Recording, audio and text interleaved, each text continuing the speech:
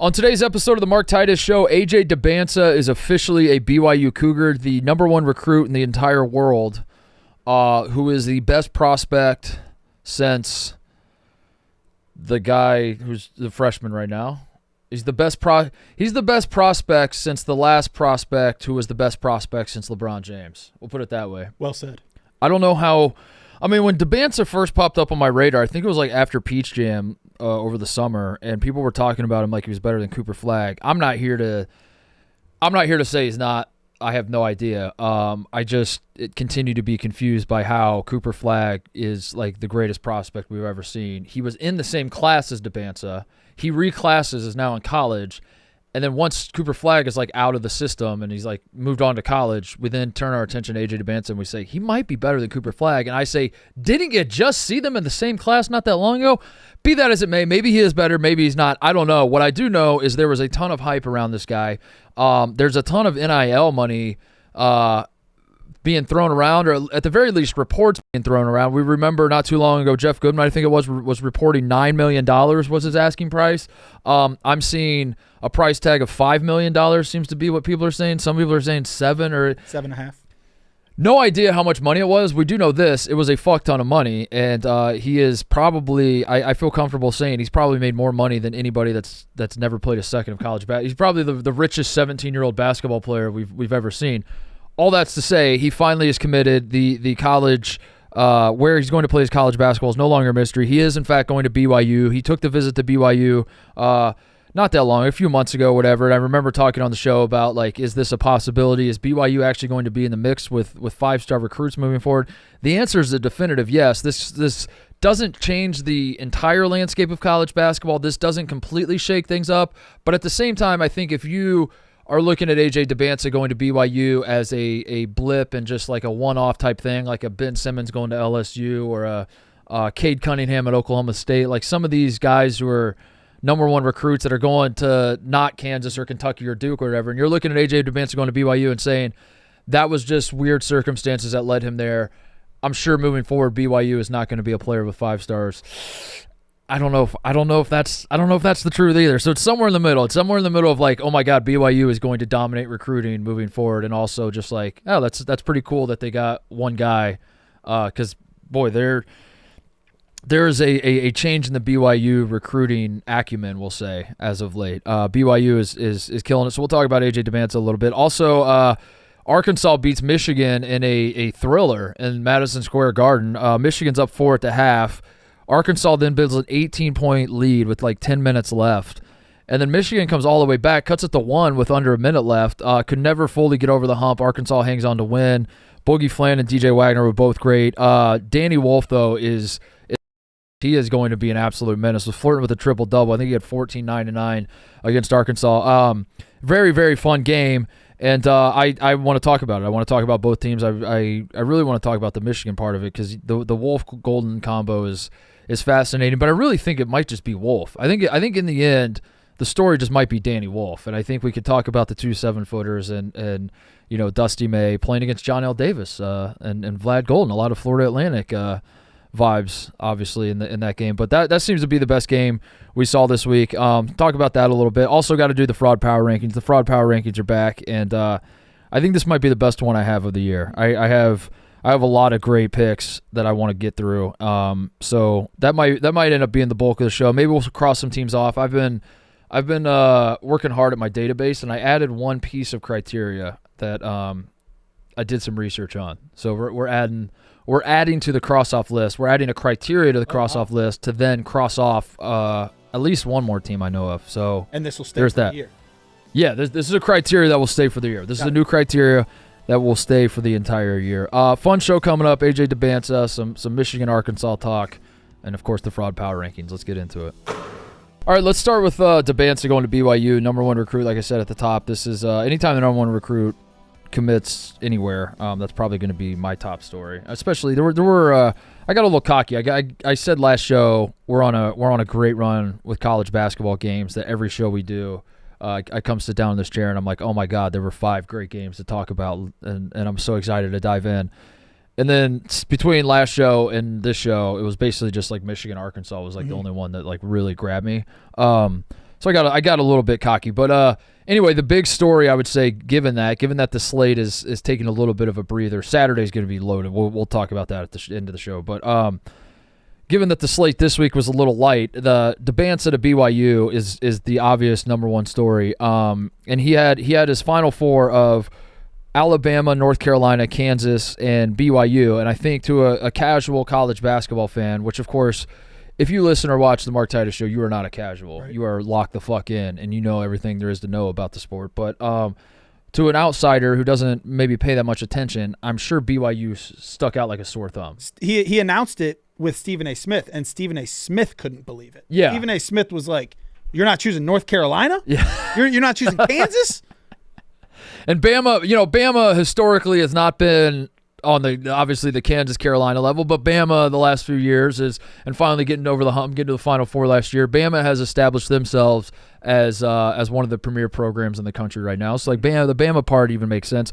BYU has been good, not great for a very long time.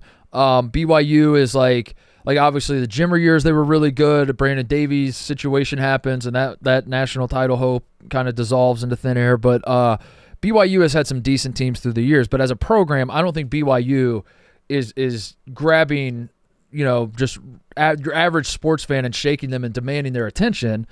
So the number one guy, not even just the number one guy, but the number one like the number. There needs to be like another term for number one recruits. Not all number one recruits are equal. So in college football now they do the 5 stars and then they have the 5-star plus.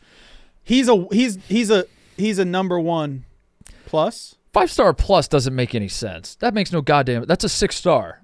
Now what if? Okay, time out. We're going to talk about the Dybantsa, but I gotta. There are 0 2-star or 1-star recruits in the world. Every recruit starts at 3 stars. Then you become, or you're 0 stars. If you're on the radar, you're a 3-star. It goes 0, 3, 4, 5 plus. What are we doing, Tate? I don't want to shake up the whole system, but a 5-star plus could be the 5-star. The 5-star could be the 4-star. Or 3, 2, exactly. And 1. We have enough spots, but the shifting has taken place that now the 5-star plus, but there are enough spots. The 1 through 5 makes total sense. We use 5 slots. And we use them all.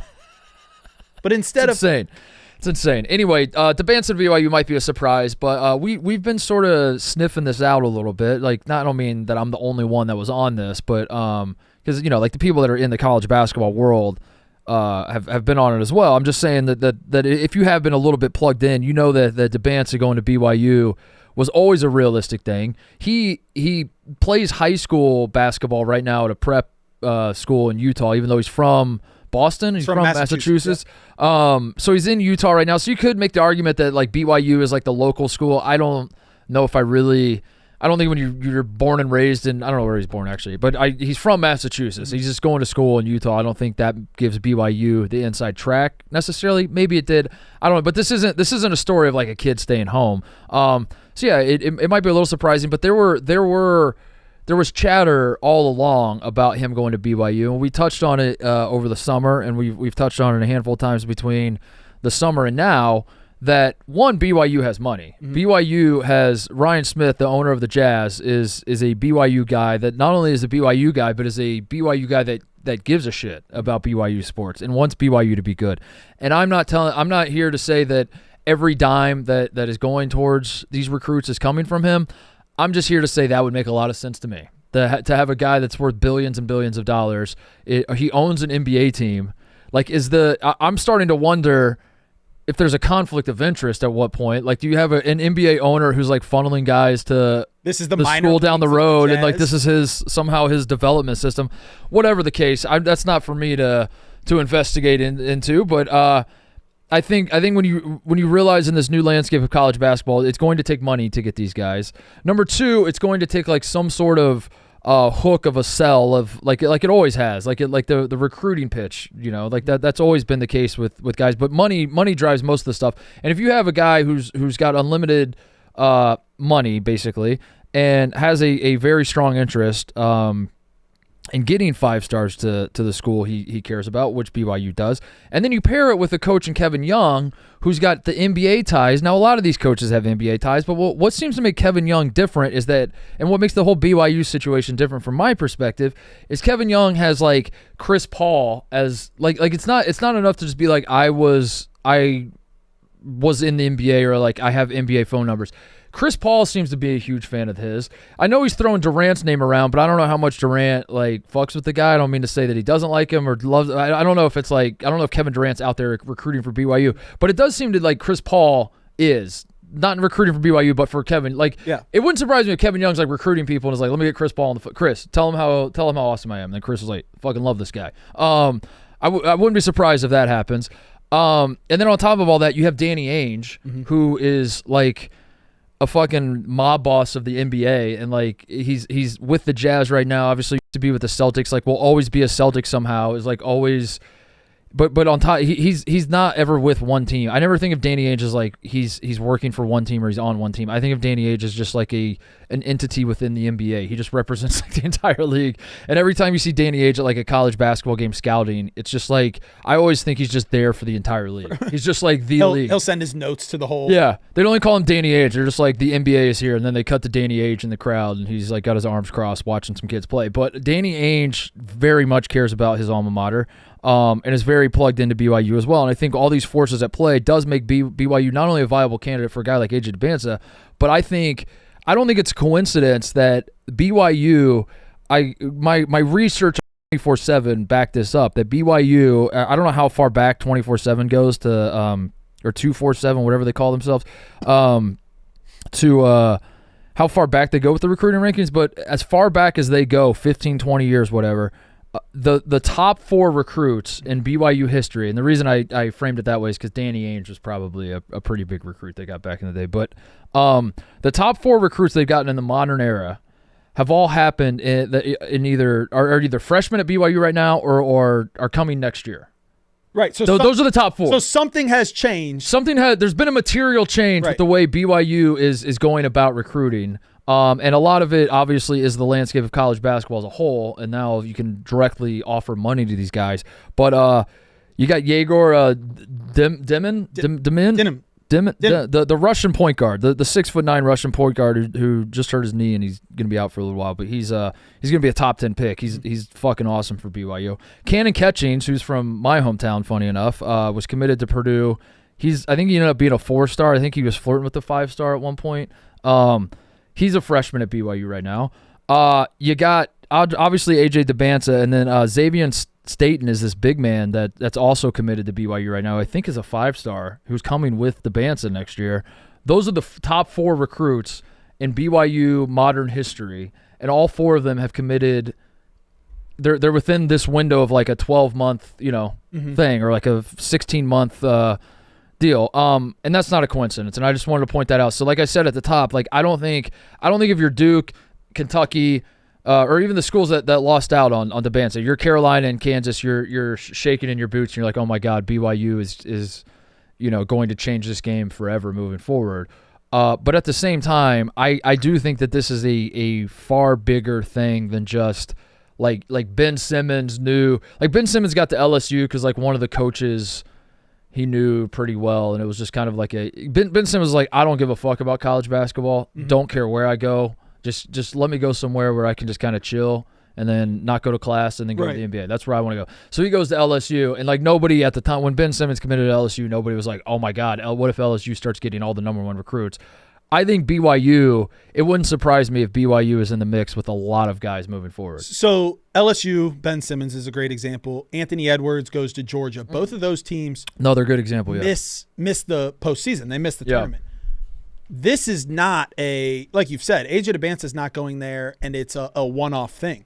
This team's going to be good next year. Now, I don't know if they're going to be – he won't have an impact like Cooper Flagg is having, I think, on a national scale. Because he won't have as much talent around him as Cooper has. Is there any chance that we can convince Igor to stay 1 year? The answer is no, because he's a top 5 pick. Well, I mean, if you start talking that way, it gets pretty sinister. Because you start, I mean, that's a dark place to go, Tate. Because the way that path looks like this knee injury is like, a little more serious. I don't mean to do that. Yeah. But I just want on this show we don't do that. I guess that's the hard part about getting top 10 picks to want to stay is like really the only realistic path is like, what if he blows out his knee and has to come back? First domino has fallen. No, but I just think how cool would it be if they're good? Yeah, if they're because like, I don't want them to be. I don't want them to be Anthony Edwards' Georgia team where it's like, yeah, he's sick. He's gonna go early in the draft. Yeah, but they're not sick.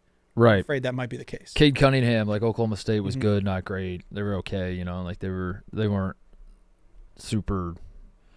Yeah, they at no point were you watching Cade Cunningham at Oklahoma State and you were like, oh my God, this team's going to the Final Four. Ben Simmons' LSU team was just not good. Right. I'm trying to think of who else.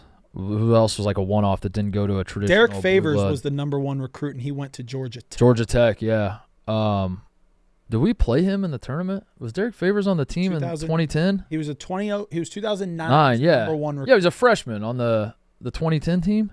Yeah, they made it to the second round of the tournament. Who'd they lose to? The Georgia Tech team. You don't know? I don't know if you're doing the thing where you fuck with me. I'm doing the thing. Yeah, I'm you fucking are. with you. Yeah, it was me. I beat him. I beat Derek Favors. Well, shut him down, dude. I was chirping at I bet he didn't have a good game. I was chirping at him from the bench. Oh my God. Is this true? Yeah. Tell me about it. If this is true, tell me about it because I'm interested. Derek, you suck. And then what'd he do? Pull up the box score. All right, fine. Pull up the box score. Watch. I guarantee you Derek Favors did not play well in that game. And go watch the tape and watch me chirping at him. I was in 75-66. Yep.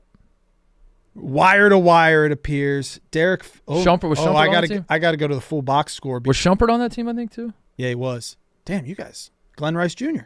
Yeah. I will say this. First of all, they have the two best players from the game on the original box score. Yeah. I had to click add players because he was not. He was not on there. Now, Evan Turner was. What do you have? Give me a stat line. Derek Favors. You want fouls first because he fouled out. Yep, sure did. 10 points. I was in his head, dude. 4 rebounds, 0 assists, 2 turnovers, 5 fouls. That's what I'm saying, dude. One of the best to ever do it, dude. Everyone diminishes what I was doing out there. You guys only play. Jesus, you guys didn't play anyone that game. All 5 starters played 38 minutes. Yeah. Thad fell in love with that. By the time, and then the next year, 2011, he got to a point where he just like wanted to play like 4 guys, and he didn't even want to play. Like Kraft would come off the bench, Dallas Lauderdale would start, and he was like, "I don't really want to play either one of you, to be honest. I want to play 4-on-5." Anyway, Favors at Georgia Tech. They lose in the second round. Did Cade lose in the second round? Cunningham, I think he might have lost in the second round. He might have won one game and then lost in the.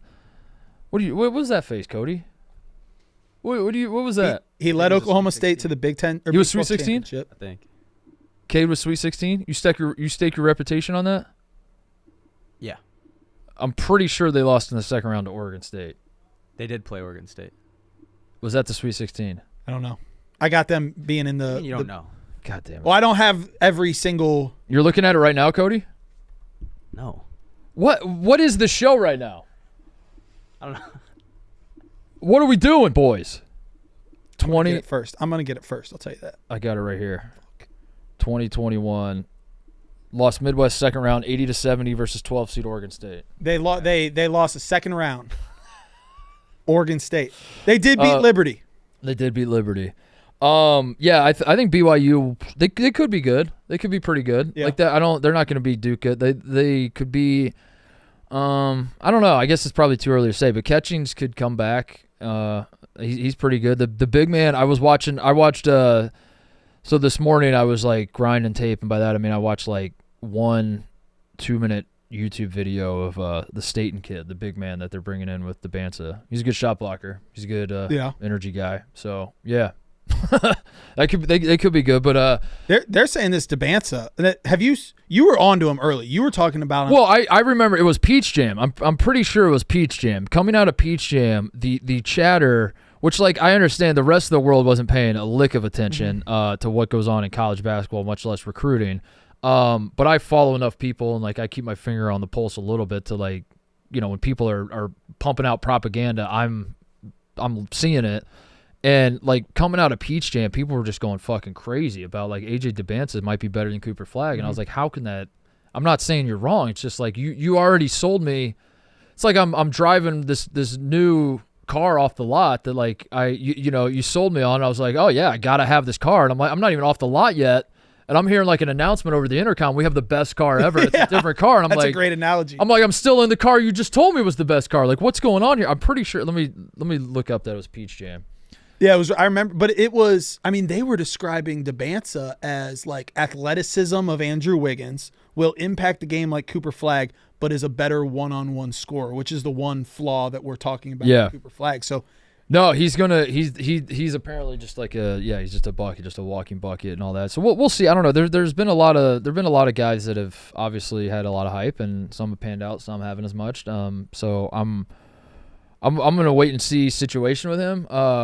But that's not like if you're watching this and you think that's some sort of criticism. It's not. I just haven't really seen him play, to be honest. Like I've seen a little bit of clips here and there. So I'm not in any position to make a judgment on like how much he's going to dominate. Cooper Flagg, I was the same way. I was like, I hear a lot about this kid. He seems awesome. And then I started actually watching him. I was like, holy shit, he's going to be special. So I'm sure Dybantsa is the same way. I'm more fascinated in like the modern like money.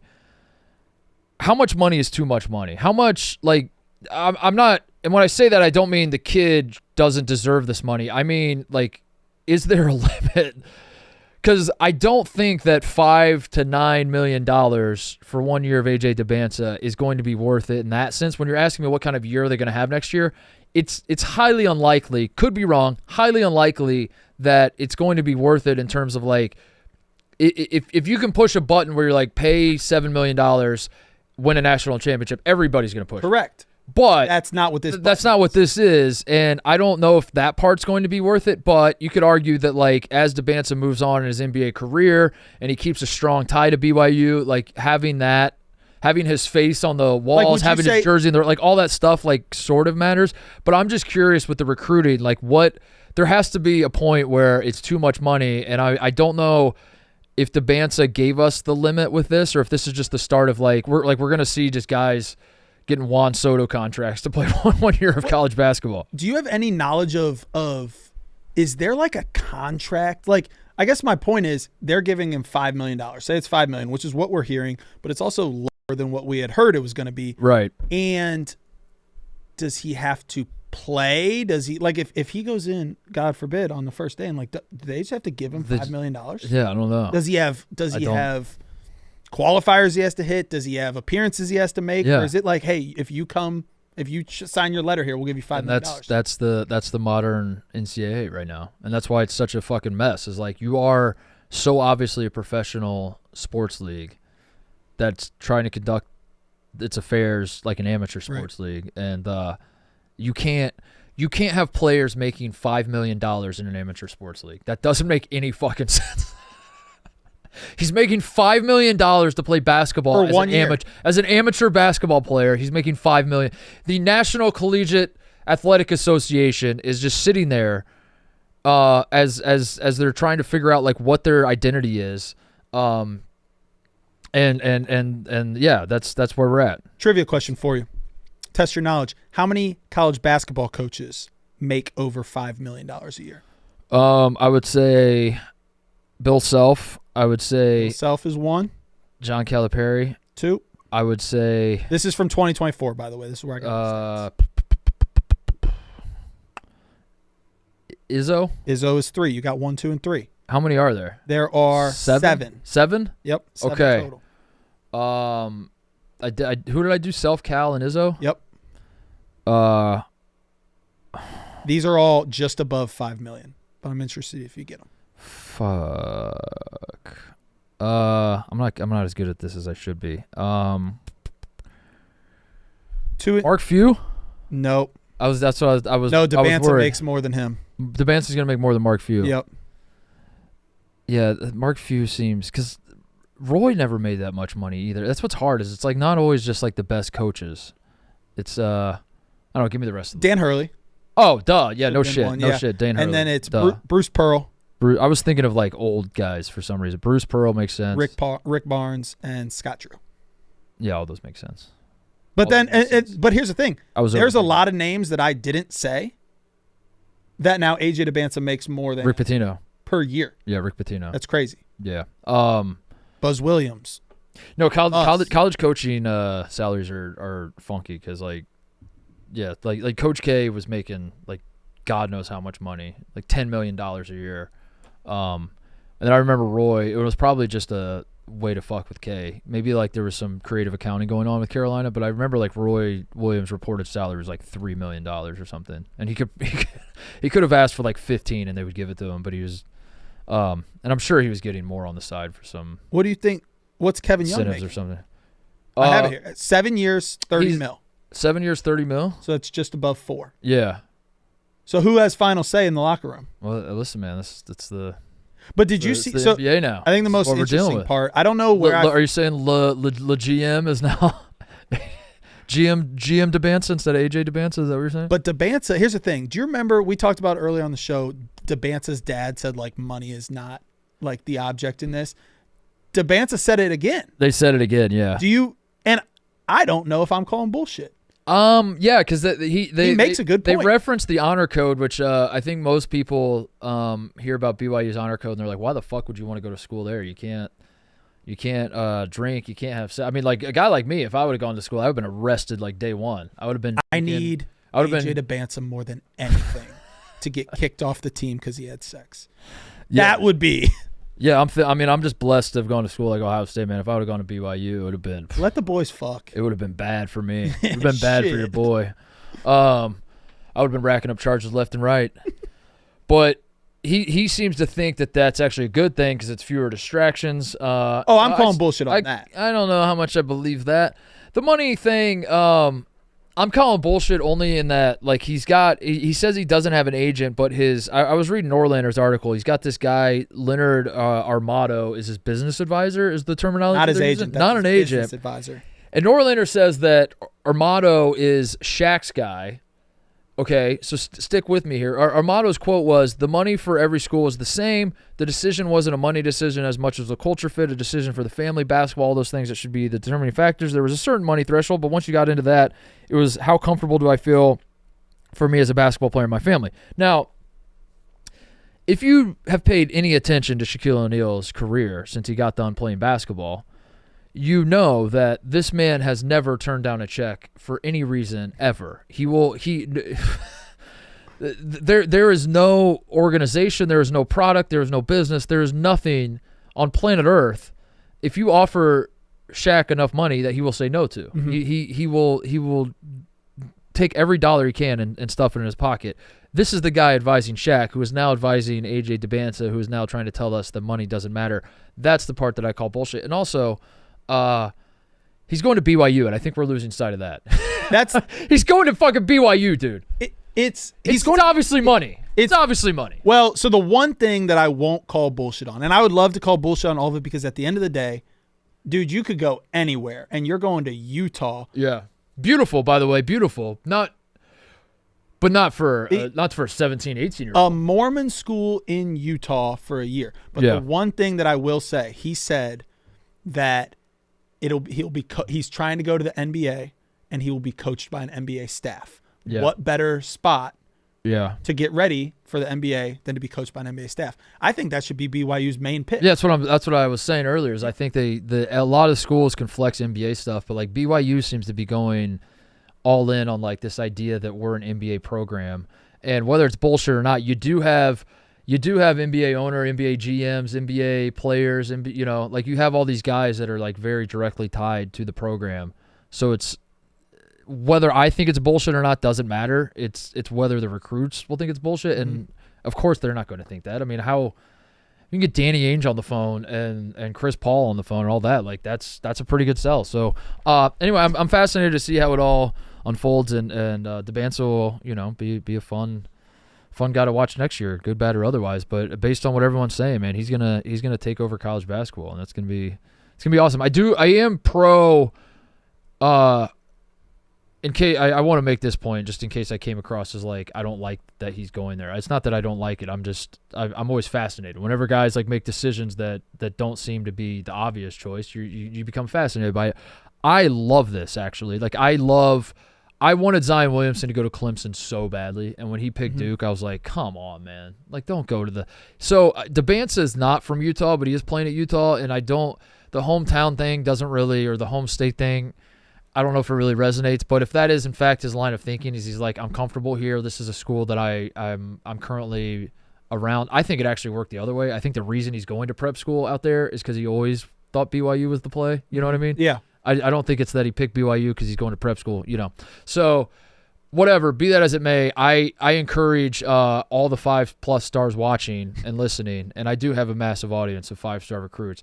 Yeah, why not, dude? Stay home or go to I couldn't be more out on that. You're a blue blood guy? Yeah, I think it would be so fucking cool if he went to Kansas or if he went to Duke or North Carolina or hometown. Or hometown. Like if he said I'm going to Boston College because that's what this is not his hometown. Hometown will always I'll never be mad at anybody going hometown. Like LeBron would have gone to Akron, remember? Yeah, that he would have gone to Akron and Ohio State and Duke and North Carolina. And probably Miami. But okay, so here, use LeBron as an example, and it's not perfect, but okay, he stays home, cool with it. I think if he goes to Duke or Carolina, cool with it. If LeBron went to LSU, fuck that. I'm not excited. Yeah, you can't. Yeah, I guess random doesn't. Yeah, I guess you're right. I'm with you there. That like if Dybantsa really was just purely chasing the bag, that's not as palatable as a story. It's his right, and I'm not saying he shouldn't, and I understand how he got there, but the hometown thing will always play. I do like programs off the beaten path. Like if he has some sort of, he does seem to love BYU though. Like it does. So like if it is some sort of, if there's some sort of connection that like brings the guy there, I'm for it. I like fresh blood in college basketball. And BYU is not exactly like a new school, or like it's not like they've never had good teams before, but it's certainly more of a fresher idea that they're getting the number one recruit than the other blue bloods. So that's the big news of the week in college basketball. AJ Dybantsa to BYU. Quick break to talk about DraftKings. The NBA season is rolling along. Playing Pick 6 from DraftKings, an official partner of the NBA, is a way to get even more into the action following your favorite players. It's super simple to get started. First, download the DraftKings Pick 6 app, then select 2 or more players and choose if they'll have more or less of a stat like points, rebounds, three-pointers, and more. Track your picks for a shot at huge cash prizes.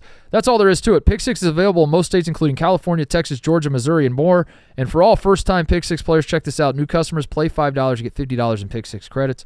The fun of the NBA season continues with the most fun way to play fantasy sports, Pick 6 from DraftKings. Download the DraftKings Pick 6 app now and use code Titus. That's code Titus, Titus. For new customers to play $5, get $50 in Pick 6 credits only on DraftKings Pick 6. The crown is yours. The big game from this week was probably Arkansas beating Michigan in a crazy game, an insane game. Michigan, I said at the top, they're up 4. Arkansas comes out in the second half on an absolute tear. Boogie Fland is so good. Yeah. So good. DJ Wagner is playing great. I think my thoughts on Arkansas have remained pretty consistent. Like I do get carried away when I talk about Calipari and his teams, and I think if you're just listening to my tone, it might sound like I think they're a dumpster fire and he sucks and they're never going to do anything and they'll never beat anybody and they'll never amount to anything. That's not the case. I think ultimately that will keep them from winning. I think he will keep them from realizing their maximum potential. But he is a good quote unquote basketball coach. Like he's not completely inept, and that roster is loaded with talent. And they're going to be an interesting team because I think their identity as you move forward in SEC play, I don't anticipate ever really truly believing that Arkansas has any sort of prayer of winning the league or being the best team in the league. But Arkansas could absolutely go on some runs where they're ripping off like 5 or 6 wins in a row over Final Four caliber teams. And then they're just as likely to lose to some of the bad teams. But they're going to be a very, very tough team. And they could be like the team that ultimately decides the SEC championship just based on like, do the real contenders beat or do they win or do they lose to Arkansas? And like that's ultimately like we look back and we're like, Kentucky, you might have had you're so close to winning the SEC, but unfortunately you lost to Arkansas. Whereas Tennessee, you beat Arkansas. That's why that's exactly what's going to happen. They are talented enough. They're going to beat a Tennessee at some point this year. They're going to beat a Kentucky. They're going to beat a Florida, but they're also going to lose games to teams they shouldn't. And it'll be interesting to see which Arkansas team you get that day. Yeah. They got I'm looking at some of their stretches here. They got Tennessee, Ole Miss, Florida, 3 in a row coming up. January 4th, they're at Tennessee. They're not going to win that one, but honestly they could, and that's what's going to make them so confusing is because the Boogie Fland and DJ Wagner are so good that John L. Davis has kind of been a bust a little bit, and I can't quite figure out if it's his fault or if it's just that Thiero is their best player and their leading scorer right now on top of all of it. So they got and I don't even really know what position he plays. He's I thought he was last year like a forward, and then now he's kind of just a hybrid. He's just kind of running around doing everything. Do they finish in the top 5 of the SEC for you? So Tennessee, Auburn, definitively top 2. Bama's definitively a top 5. So that leaves 2 spots for Florida, Kentucky, and Arkansas, basically, right? And yep, you're exactly right. Then A&M, Mississippi State, no. Yeah. Texas. No, they're right on the outside. I think they could, but I think their ceiling is like 4th best, and their floor is like 12th best SEC. But they're a fascinating team because they are super talented, and when they're shooting well, they can absolutely beat not only anybody in the SEC, anybody in the country on any given night. And it was interesting because I think that second half was. It was like the Arkansas basketball experience. It was like the first 10 minutes, they were so fucking good. And then Michigan starts clawing back, and there's no sense of urgency. There's no sense of like the moment. There's no sense of like what's going on. That it really felt like if you covered the score time and just let the game play on and you never actually stopped the game, Arkansas might have lost by 50. They were just so content with like Michigan continuing to get stops and continuing to get buckets on the other end. That was a little bit concerning, but the talent is evident, and I don't know. I think in a very, very deep SEC, Arkansas is going to be dangerous because again, they're not going to win the league, but they can ruin plans for. Lenardi's got them in his last 4 in right now in the tournament. Really? How unreal would that be if you? That's the thing is they're going to lose games and they're going to get beat up in the SEC, but also if they're a 9 seed or they're an 8 seed. They can absolutely go out and beat a number 1 seed on the first week. Yeah. Oh, yeah. They would be a dangerous 8-9 team. That would suck. Yeah. The Michigan part of it, Danny Wolf is very, very good. And I anticipate him being like getting better as the season goes on, and Michigan is going to just lean into him more and more. Yeah, he's very much a problem. A 7-footer that he's got unbelievable handle, unbelievable. He's like a young Frank Kaminsky out there, who was the National Player of the Year. I don't think Danny Wolf is going to win National Player of the Year. I don't think he's that good, but he can do it all, and he's 7 foot tall, and he's awesome. It's a problem for the rest of the Big Ten Player of the Year good? Yeah, he is. He's definitely Big Ten Player of the Year good, which is I think he's the favorite. But there are going to be a lot of really good players in the conference. But Danny Wolf is very, very good. And I think Michigan is I don't know what to make of Michigan because I still the guards aren't bad and we know Roddy Gale well obviously and Burnett but they're not good enough to like inspire you. They're not good enough to like you don't actually watch Michigan's guards play and you're just like holy shit. Danny Wolf is the only guy they have that's like an otherworld talent, and then Golden is really good in his role. And I think Michigan I don't know if they're like a top 15 team like they were ranked, but I think they should comfortably be a tournament team. And I think there is a world where Michigan wins the Big Ten this year. Yeah, because the Big Ten is going to be wide open, and Michigan is definitely a candidate to win it. They are so much better coached. I really like what they a lot of times playing 2 bigs together like that can be clunky and a problem. They do it very well. Yeah. And you're right. The guard play could be the thing that decides it. But when we're talking about the Big Ten, I don't think there's a head and shoulders team better than them. They're oh my goodness, they're now second odds to win it all in the Big Ten. Yeah. Who's first? Purdue still. UCLA's 4-1, and then Michigan's 4-1. UCLA's favorite. Yep, and then Purdue. And Purdue's third behind Michigan. Wow. I guess Purdue to get throttled at Penn State. But yeah, Michigan right now has 4 guys. So Golden's the leading scorer at 12.5 a game. Gale's second at 12.3. Wolf is also 12.3, and Trey Donaldson is 11.8. And I'm just pointing that out to say like that's that's about as balanced as it gets to have 4 guys in between 11.8 and 12.5 points per game. But yeah, the Danny Wolf is the guy though. He's from Illinois as well.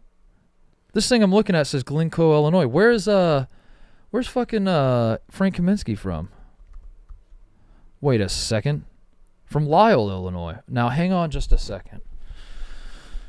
Hold on. He even looks like Frank Kaminsky. What's going on? Is this Frank Kaminsky? Is this You're saying he plays like him, he looks like him, and he's from the same area as him? Yeah, there must be something to that.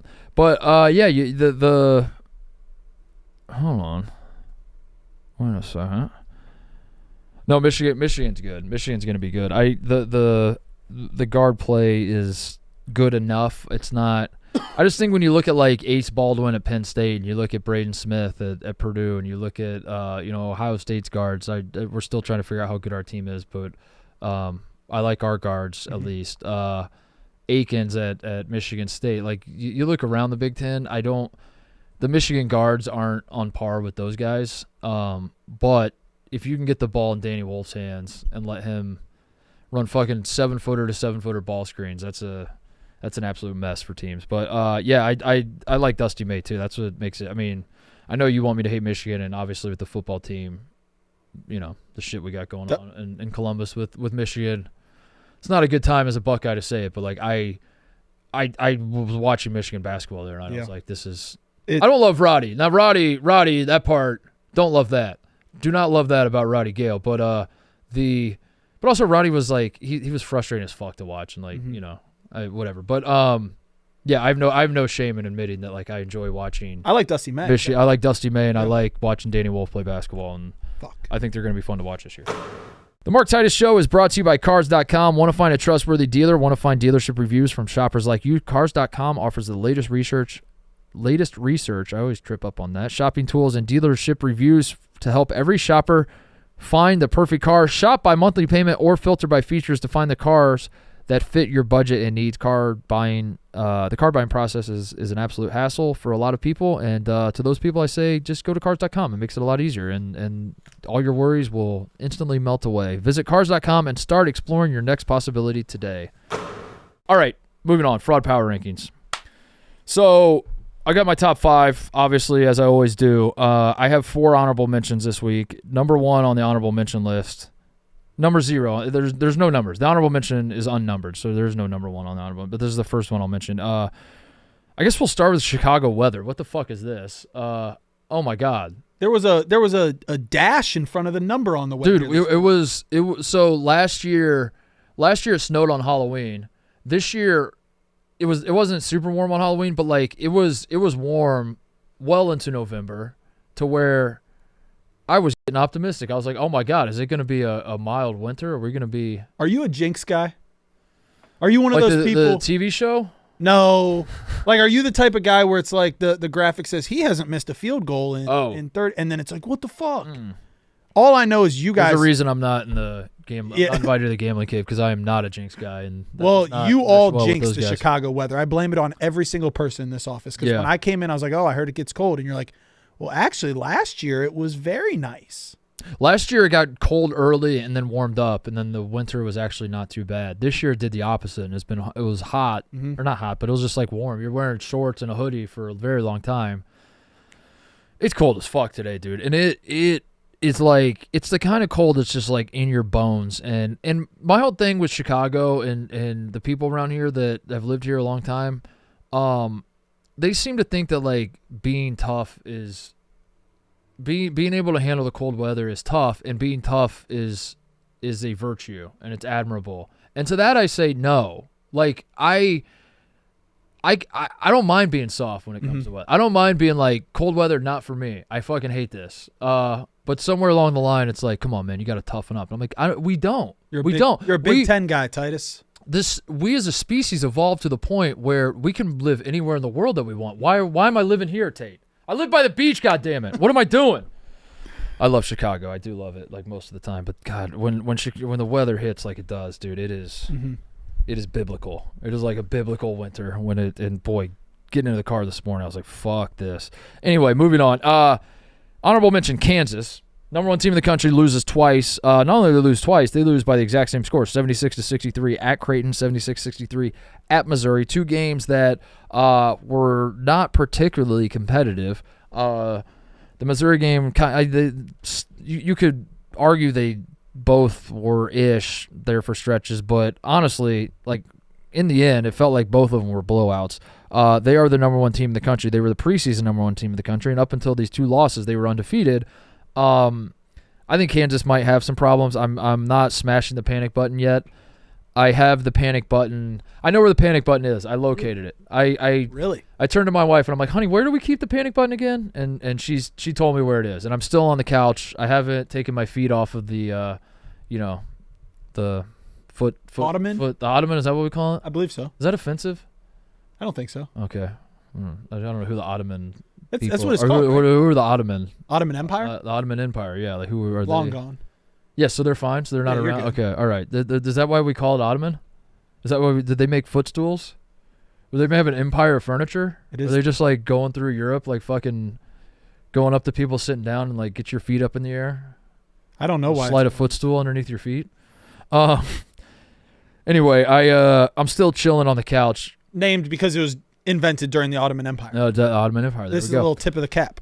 All right, so I got my feet still on the Ottoman, but I did turn and just ask, where's that panic button again? That's where we're at with Kansas. Does that make sense? Well, yeah, So but I'm not ready to. what does a panic button for Kansas mean? Does it mean It like, means you're not winning the national title. Oh, In okay. fact, like not only you're not winning the national title, like this season's off the rails a little bit. Like I would say last year was panic button. Yeah. Last year kind of what? I mean, you're preseason number one last year, and that wasn't even close to what they expected going into the season. This So team can still win an this team can still win it. This team is still Final Four good. This team can still win the Big 12 as of right now. We'll see moving forward.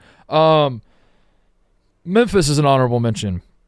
2 weeks after beating UConn and Maui and announcing that all the offseason drama around the Memphis program was not to be worried about, that we are in fact a great basketball team, and PJ Haggerty is one of the best scorers in the country, and Tyrese Hunter is a great basketball player, and our guards are going to make we're going to be one of the best 3-point shooting teams in the country, and Dane Danger, remember him at Illinois, everybody? We got him, and this was where their announcement to college basketball. Forget all the penny drama. We have a very good basketball team, and we're moving forward with a very good basketball team. Less than 2 weeks later, they finished Maui by kind of getting their ass handed to them by Auburn. No shame in that. Auburn is maybe the best team in the country, but you're hoping for a more competitive Maui championship. They just lost at home by 13 points to Arkansas State. They got kind of boat raced, and it was not good. It was not good, and that was a bad showing for Memphis. So I'm putting Memphis on the honorable mention. We're going to keep an eye on that. Under different circumstances, Memphis would make the list, but we have a very strong field today. I was going to say, your last two honorable mentions I thought would have both been on the fraud list. That speaks to how deep this week is. Also on the honorable mention list is the corgi that shit on the floor at the Virginia Tech basketball game. The Virginia Tech, I think it was Pitt. It was Virginia Tech Pitt. There's a corgi they brought out there to run around and entertain the masses, and then just took a dump right on the I love that. right on the court. So that corgi, I think Jake Malasek owns that corgi is what I heard. It's a Jake Malasek corgi, which would check out. He's a Virginia guy, so he would train his dog to shit on the Virginia Tech courts. So think about it. Connect those dots. All right, number 5 on the fraud power rankings this week. Coleman Hawkins. Been waiting for this day. Coleman Hawkins, the star. Do we want to call him a star? He power was the transfer forward, portal star. Yeah, he was the transfer portal star. This has been Coleman Hawkins' experience at Kansas State. Earlier in the year, he gets in a fight with LSU as Kansas State loses on their home court to LSU. This was – let me get a date for you. I'm going to get a date for you. Everybody hang tight. I'm going to find the date. That was, I think, their second game of the year, third game of the year, something like that. It was third game of the year, November 14th. They lose at home, 76-65. Coleman Hawkins gets a little dust up after the game. Whatever, tensions are high, and you lost a game you probably didn't expect to lose, and shit happens, whatever. He follows that up. The next game, 5 days later, he scores 2 points against Mississippi Valley State, who's not good. Mississippi Valley State is quite possibly the worst team in all of Division I. He scores 2 points.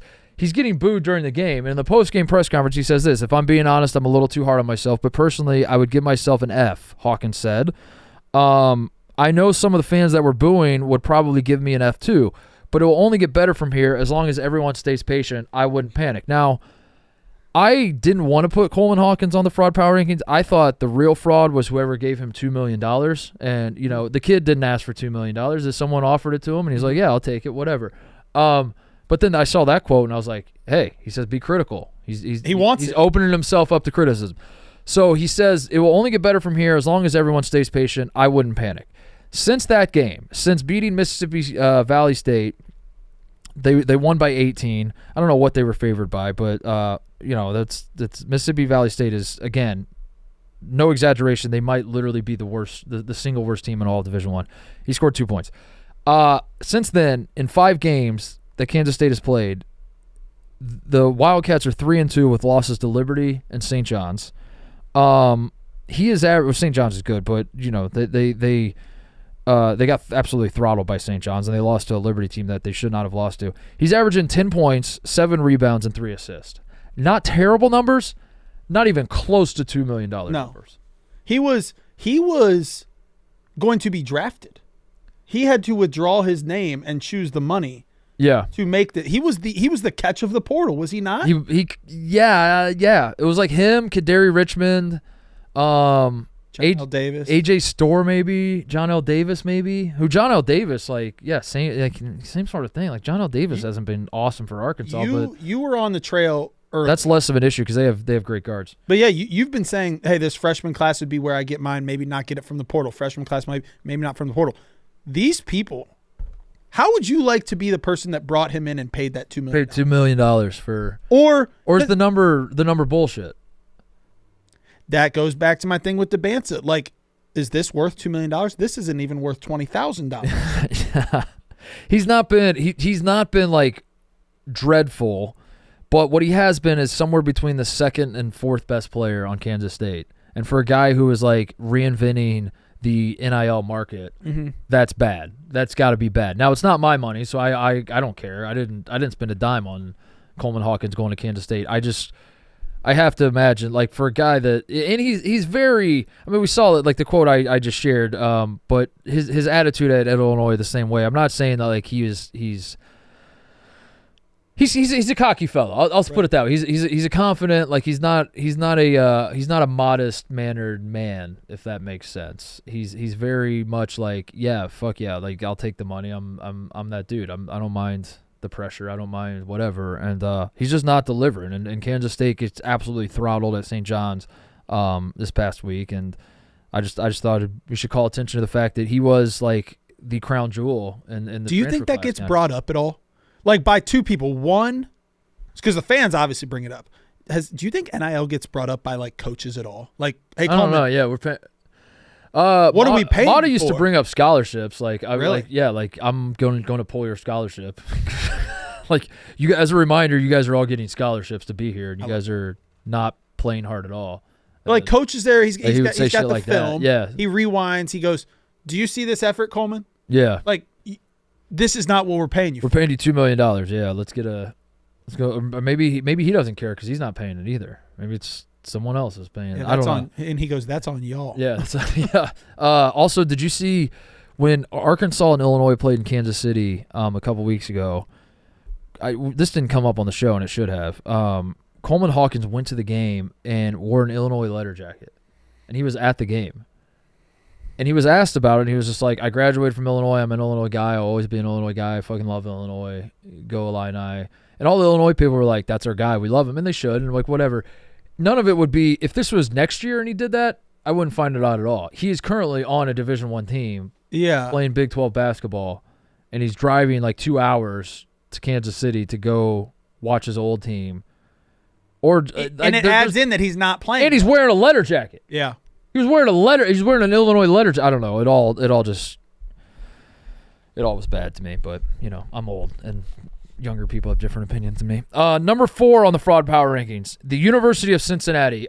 These This is. Did you see this? This is the big legal story coming out of Ohio involving sports this week, and it's all anyone's talking about is all this bullshit going on, and these overzealous lawyers or politicians or whoever they are. That just it gets to be ridiculous. And I think when people think about these overzealous guys, they're from Ohio. They're thinking of the University of Cincinnati. Mm-hmm.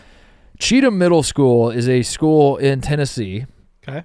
That has, up until now, been known as the Cheatham Middle School Bearcats. That is their nickname. That is what they, a lot of middle schools just take the high school name. I don't know if the high school is that, but what I do know is that the middle school is the Cheatham Middle School Bearcats. Somewhere along the line, the University of Cincinnati, and their school starts with a C, obviously, Cheatham. So apparently they were using the Cincinnati logo, the little paw print looking C logo. Mm-hmm. Somewhere along the line, the University of Cincinnati got word about this, reached out to the school and said, no, cease and desist. Shortly after receiving the cease and desist letter from the University of Cincinnati, this article I'm reading says, Cheatham Middle School has announced its new mascot now. So University of Cincinnati reaches out, says, Bearcats are our thing. We have a trademark. You're stealing our logo. You piece of fucking shit. 12-year-olds, I will beat your ass if you use this logo. That's what I think that's what the lawsuit said. You saw the letter. The letter said, beat your fucking ass, you 12-year-olds. You use that logo again. So they send the cease and desist. The Cheatham Middle School then does a vote. They announced this week that their new mascot or their new nickname will be the Musketeers, Tate. They are going by the Musketeers in honor of Xavier. Apparently, that went over. You didn't even Cheatham Middle School. I love that. Apparently when the cease and desist came in, Xavier's like consulting firm or creative for like the firm that they use, and Xavier University reached out and were like, "Hey, we can help you guys come up with a new mascot." What about the Musketeers? And that's the big news out of Tennessee is that the University of Cincinnati cease and desisted this little middle school in Tennessee, this random-ass middle school in Tennessee, and Xavier saw an opportunity, pounced on it, trolled the shit out of Cincinnati. This came to a head this week, one, because that's when they announced the new nickname. Two, on Saturday, Cincinnati and Xavier play. Is that a coincidence, do you think? The principal of Cheatham Middle School needs to be out there doing the ceremonial coin toss. I love that. Listen, I have a little experience in this. My high school, Wadsworth in Ohio, got cease and desisted by Wisconsin. Oh, you're using the W. We were using the W. Our helmets were awesome. But I understand. I hated it, but I understood what they were coming from. Hey, you guys are red and white. Right. Using our W. That's ours. You have to protect your trademarks or else you lose them. That is a thing that I know to be true in the business world. So I'm fine with that. I think it stinks. I think it's crazy that they're talking to Cheatham Middle School. What I don't like about this story, though, is they're not just talking about the logo. I would understand if it's like, hey, you guys are clearly stealing our logo. They own the name Bearcats. Apparently, yeah. How? They own Bearcats. I don't know. Yeah, I don't know. I guess they. Well, we should like own Wildcats. Yeah. I guess I thought about it. I was like, who else is a Bearcat but Cincinnati? I don't know. And also, how did they – I don't know. I don't like that. Yeah, so I guess they wanted to defend their trademark, but why couldn't they just say, like, sign this contract, it's 85 years for $1 or something? Yeah. You know, like, there's a way to, like, do it for free, but to still have the precedent of, like, we're trying to defend our trademark, I don't know. But some middle school in Tennessee. The fact that it's Tennessee, Cincinnati, and Xavier – I love that. Yeah.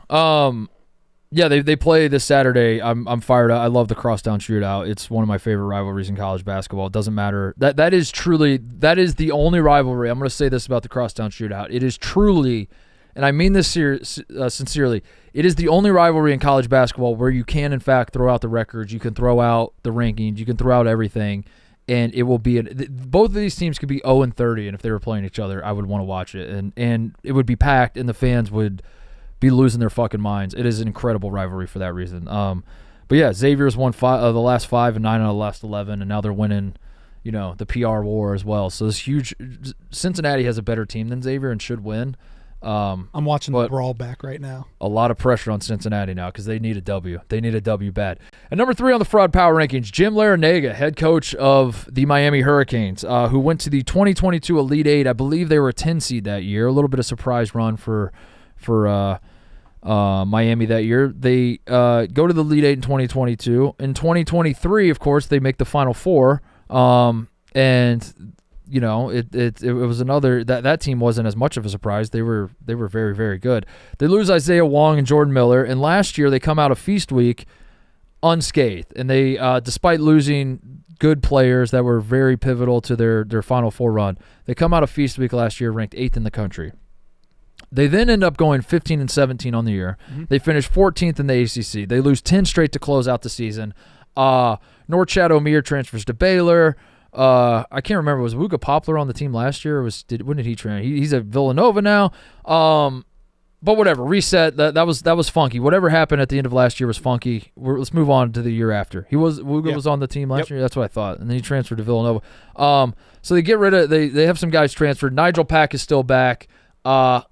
Matthew Cleveland's there. Like they have dudes that have been around the block a little bit, and you still have Jim Larinaga on the bench, who just went to a Final Four, just went to the Elite Eight. They start 3-0 this year. Now they played nobody. They played a bunch of some of the worst teams in Division I, but they start the season 3-0. Since then, the Hurricanes have lost their last 7 games. Miami has, and they lost to Charleston Southern at home, and they just in the Garden against Tennessee were not even sort of competitive. I didn't feel I like that. No, I turned the game off. I was like, this is. I'm gonna go do something and come back for the Arkansas Michigan game because this one's kind of boring. So that's where Miami basketball is at right now. They capitalized on the Final Four run by basically sucking ass now, and they lost last year. The 3 wins they have, so they ended with 10 losses. They won 3 games, and now they have 7 losses. So they've lost 17 of their last 20 games as a program. And the 3 wins they have, I'm going to read the schools to you just to illustrate. It was the first 3 games of the season. Their 3 wins were Fairleigh Dickinson, who's 339 on KenPom, Binghamton, who's 314 on KenPom, and Coppin State, who's 363 on KenPom. Those are the 3 wins they have in their last 20 games. But Jim Larinaga did go to a Final Four, so there's that. What do you think the fall-off is from? Because wouldn't you think that as this NIL world takes over even more, wouldn't Miami be a good place to go? You would assume so. Yeah, you would assume so. What's funny is weren't they paying players like crazy on the Shapiro? Who's the Shapiro guy? Yeah, Nevin Shapiro. Nevin Shapiro, wasn't that? Yeah, they just got. They were paying. I thought they had money. What happened to that guy? I mean, they got Cam Ward for football. Yeah, they got Cam Ward for what the hell's going on? Maybe it's all going to football. Who knows? At number 2 on the Fraud Power rankings, Ohio's Tate. No. Wait. Me? Wait, that's you. Oh, shit. Oh, yeah, that is you. Oh, no. That's you. It says, yeah, Tate. On Tuesday, November 19th, Tate said Kyle Neptune, head coach of Villanova, would be fired on December 5th on the heels of the Cincinnati basketball game. When Villanova plays Cincinnati, that would be the end of Kyle Neptune's run at Villanova. Villanova that same night, right after we got done putting that podcast out, beat Penn by 44. That same night. They then had a shot to beat Maryland at the buzzer in the next game and missed, and it is a loss, so I'm not going to count it as a win, but they had a shot to beat a very good Maryland team at the buzzer. And they have now won 4 straight and 5 of the last 6 since you said that Kyle Neptune will be fired on December 5th, including that very game against Cincinnati that we didn't spend a lot of time talking about. A pretty straightforward win. There was no chicanery whatsoever. They just looked like the better basketball team that entire game, which was the exact game that you said would lead to his ultimate demise. Meanwhile, Eric Dixon quietly having an All-American caliber season. He's like 2nd or 3rd in the country, I think, in scoring right now, 26 a game. He's so good. He's just like he's unstoppable, like truly unstoppable as a scorer. Can throw his body around down low, can shoot, can put the ball on the deck. He's incredible to watch. So yeah, Ohio State.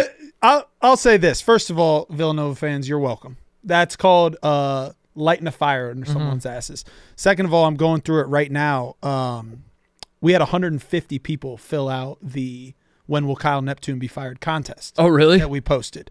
Next up on the list, Sam Walker has him being fired next Wednesday. Next Wednesday. So, So what does that mean? I'm just saying. So I was wrong. Hold on, you're deflecting. No, I was wrong. Okay. And hand up. Oh, you're just okay. And then that's now Sam Walker. Now we're your ass pivoting is to something else. jack. Okay. All right. You could be next on the fraud rank. It sounds like you're trying to influence the fraud power rankings to put Sam Walker on there next week. I just hope that he's fired by next Wednesday, or else Sam and I are in the same boat. Sounds like you're trying to take someone down with you. Sorry, Sam. That's not even the real issue that you're on the power rankings. That's just the preamble. That's not even the real thing. You ready for the entree? Sure, Titus, what is it? The entree is that Taylor University did Silent Night on December 6th. And we were supposed to go to that, and you didn't say anything. That's actually 100%. Well, I did say something. After the fact. After it started. I texted, I said, hey, guys, we're supposed to be at this game that's going on right now. I mean, in your defense, December 6th, I said that to you back. I was like, December 6th is way too early for a Christmas tree. You said it that day. Yeah, like it's just it feels way too early. It's not their fault. It's like their last game before the break.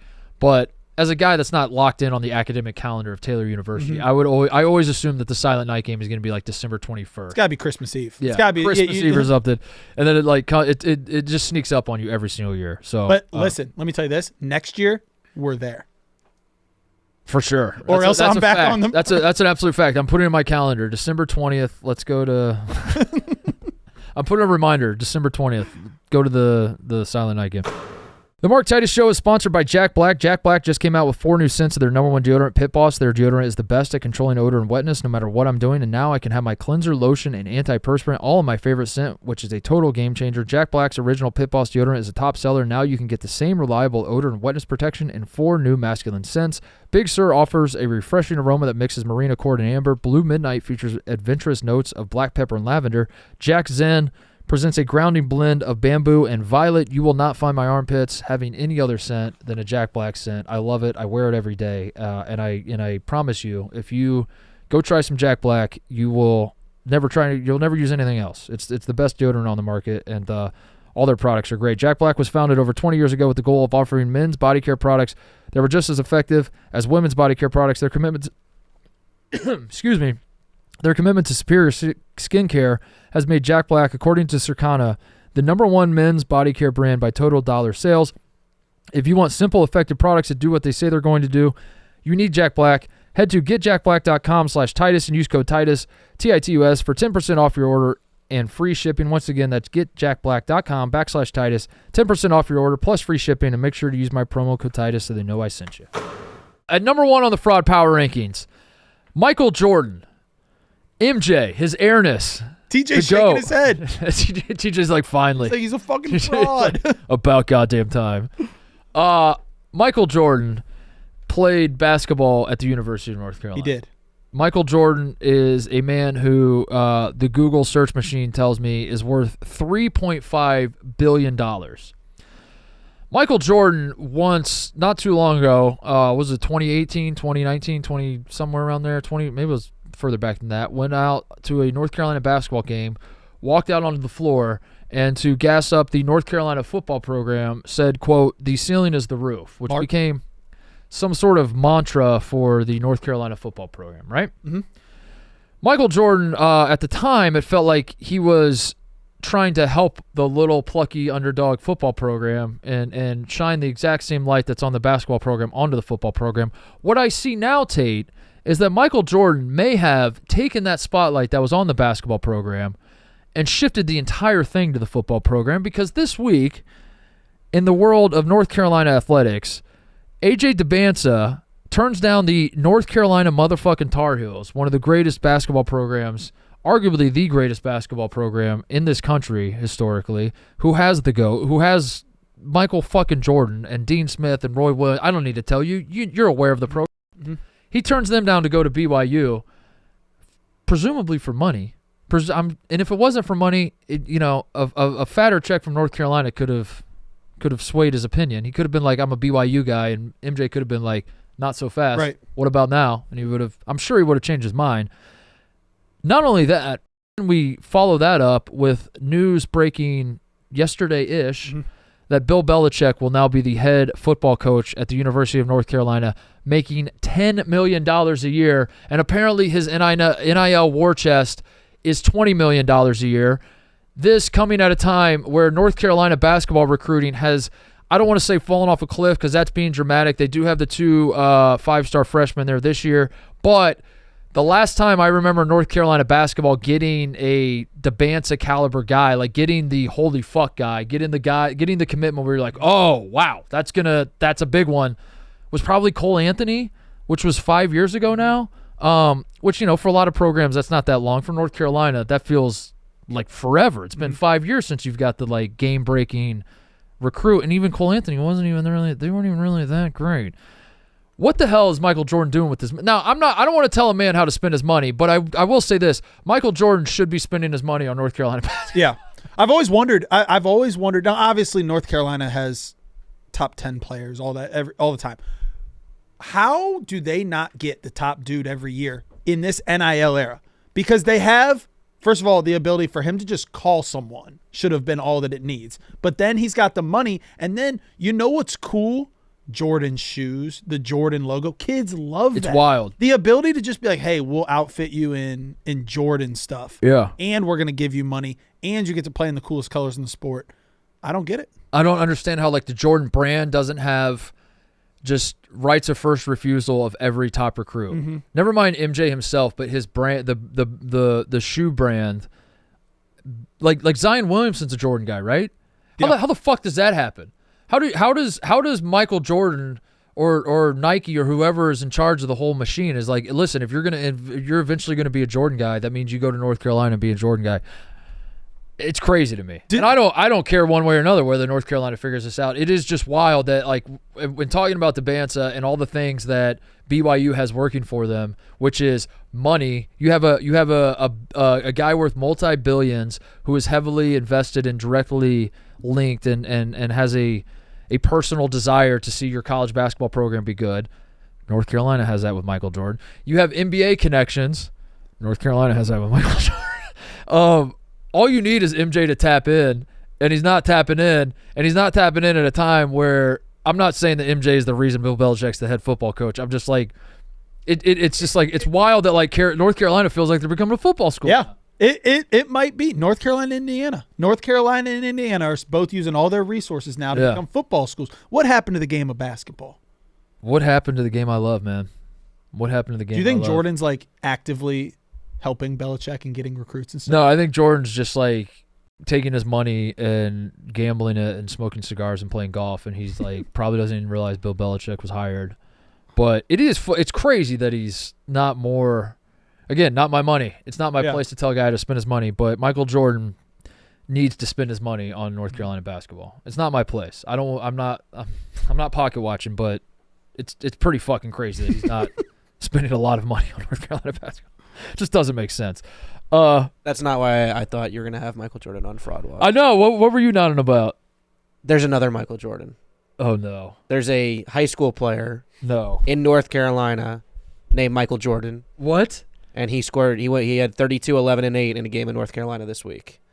So I thought you were putting Michael Jordan on the Fraud Power rankings because there's a new Michael Jordan Well, in that town. just strengthens the case. Yeah, there's a new Michael Jordan in town. Yeah. And I bet the old Michael Jordan hates this kid. Is MJ a hater? It's at BGreatMJ on wow. Twitter. Michael Jordan. Do you think the Michael Jordan we all know and love is just maybe that's why he's not helping the basketball programs because he's like he's pulling the ladder up as they say, you know? He's like I already got to the mountaintop. I don't want any of you catching me. Michael Jordan hates this kid. That's a fact. He's got to. He's actually good. Michael Jordan, the younger one. I think he's unranked, but he's had 30, 32 in some game somewhere. There's Twitter bio. Yeah. Is it BGreatMJ? BGreatMJ. Oh, Yeah. okay. That makes more sense why you're not alone. Because I said Michael Jordan number one, and she's just like, "Yep." I was like, "Damn, did you just see my notes?" I was like, "Damn, how did he?" Shout outs before we get out of here. TJ Dylan Harper. He's pretty good. He's awesome. I think he's better than Ace. He's better than Ace. Yeah. Yeah. He's been unreal. I might want to.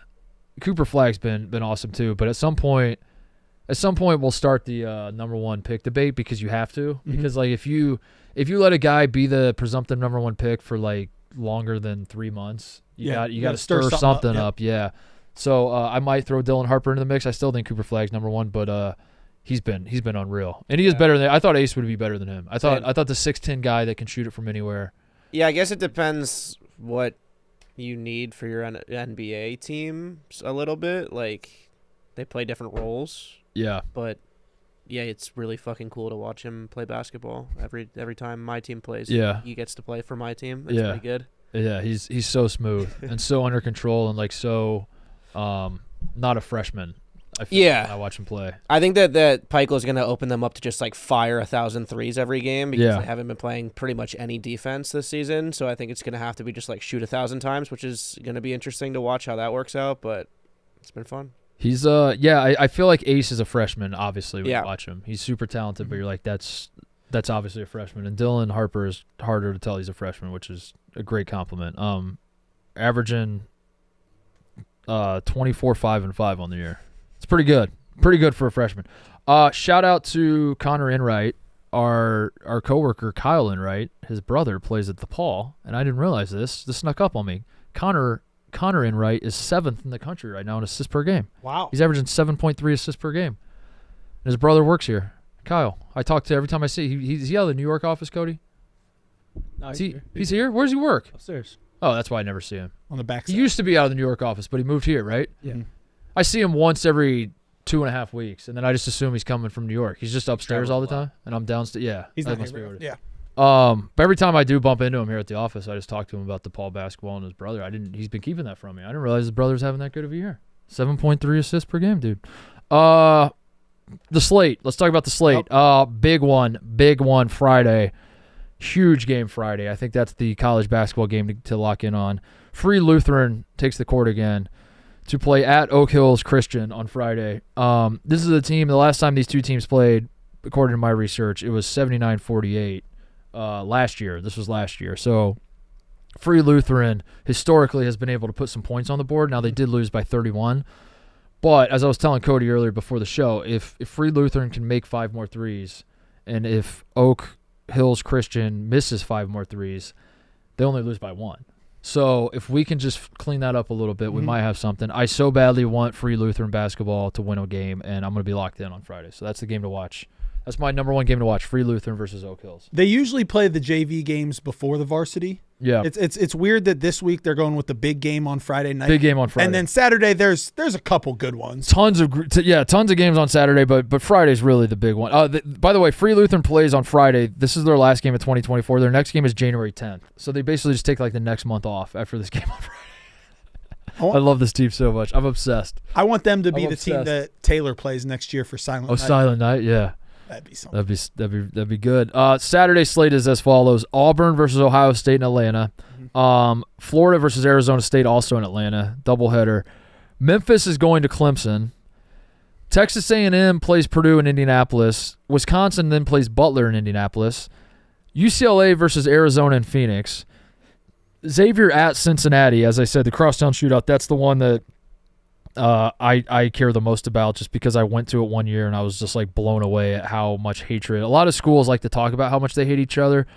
Xavier Cincinnati, I think I wrote an article on Grantland about it a million years ago, but the thing that stood out to me about that rivalry is I said it earlier, it doesn't matter what the records are. They truly hate each other, but they also don't care if the national media cares about the rivalry. Like it's true. That's what makes it the best rivalry to me, is like they're not posturing to be like number one on the rank. They don't give a fuck. They're Right. like, if you list us at number 7 best rivalry or number 1 best rivalry, I'm still gonna hate those other guys just as much. Don't care what you guys think. If you're from Cincy, it means the world to you. If you're not, we don't give a fuck about you. So doesn't matter. And I went to one game like 15 years ago, and I was just like, oh my god, this is a different level. So they're playing each other. Xavier at Cincinnati, Louisville at Kentucky, big one. I don't think it's going to be as good of a game as I was hoping at the start of the year. It feels like Kentucky is considerably better, but, it is a rivalry game and anything can happen, and that anything will probably be Kentucky winning because they always win. Every time they play, it's always Kentucky. For one of the best rivalries in college basketball, it is as one-sided as it gets. Marquette is at Dayton, which is a sneaky game. Dayton is still unranked, and Marquette is obviously top 10 team, but Dayton's a very good team. You saw that in Maui, and also those fans, as I'm sure you are well aware, Tate, they are nuts about the Flyers. They get so loud. That place gets so loud, and it will be loud on Saturday. Gonzaga, UConn, and Madison Square Garden, and Creighton at Alabama. That's all those games are on Saturday. Did you say Tennessee, Illinois too? Did I say Tennessee? I don't know if you did. Maybe I missed it. Maybe I was looking something up. But this slate is awesome. Did I not even say Tennessee, Illinois? I must have skipped right over it. Yeah, no, I guess I didn't. We might. That's at Illinois. That will be Tennessee's consensus number 1 team right now. That'll be interesting. I didn't even mention Tennessee, Illinois because I was too locked in on all these other games. That's crazy. Yeah, I just skipped right over it on the list. Yeah, that's all happening on Saturday, so Monday will be fun. We'll talk about all those games. Anything else before we get out of here? I got nothing. Cody? Cody, you got something? Give us something. I like the idea of you having to have something every show. I mean, you hit us with Carnesecca had that shit on. Like that set a precedent that like you've always got something to say before we go. We'll be back on Monday. God damn it, Cody. All right, see you guys.